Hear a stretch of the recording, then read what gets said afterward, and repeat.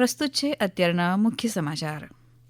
ઇન્ફોસિસ અને બજાજના શેરોમાં નીકળેલી ભારે લેવાલીના પગલે ભારતીય શેરબજારમાં તેજીનો માહોલ.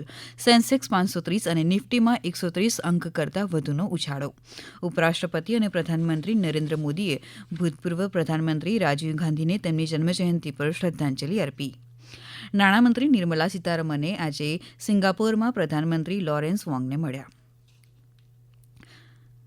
કેન્દ્રીય ગૃહમંત્રી અમિત શાહ આજે તમિલનાડુના કોવલમમાં દક્ષિણ ક્ષેત્રીય પરિષદની 31મી બેઠકની અધ્યક્ષતા કરશે.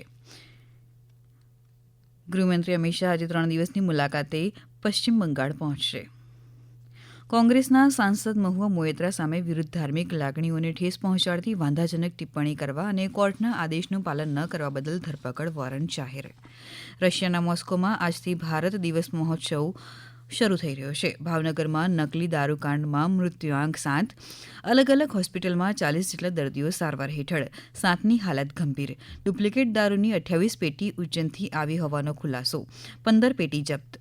શ્રાવણમાં ભેળસેળિયાઓ સામે આરોગ્ય વિભાગની કડક કાર્યવાહી. પૂજા માટેના ઘી અને નકલી ડેરી પ્રોડક્ટ્સથી સાવધ રહેવા આરોગ્ય મંત્રી પ્રફુલ્લ પાનસેરિયાની નાગરિકોને અપીલ. રાજ્યમાં અત્યાર સુધીમાં 74.85% સરેરાશ વરસાદ વરસ્યો. સૌથી વધુ દક્ષિણ ગુજરાતમાં 102%, જ્યારે સૌથી ઓછો કચ્છમાં 29% વરસાદ. સરદાર સરોવર નર્મદા બંધમાં 87% અને રાજ્યના 206 ડેમમાં 66% જેટલો જળસંગ્રહ. રાજ્યના 41 બંધ હાઈ એલર્ટ પર અને 5 ડેમ એલર્ટ પર, જ્યારે 15 ચેતવણી પર મુકાયા. રાજ્યમાં અત્યાર સુધીનું ખરીફ પાકનું 89% કરતાં વધુ વાવેતર. ભારતીય મહિલા ટીમ આજે એફઆઇએચ હોકી વિશ્વકપની અંતિમ પૂલ ડી મેચમાં ઇંગ્લેન્ડનો સામનો કરશે. મુખ્ય સમાચાર પૂરા થયા. હવે પછીના મુખ્ય સમાચાર આપ 12 વાગે સાંભળી શકશો.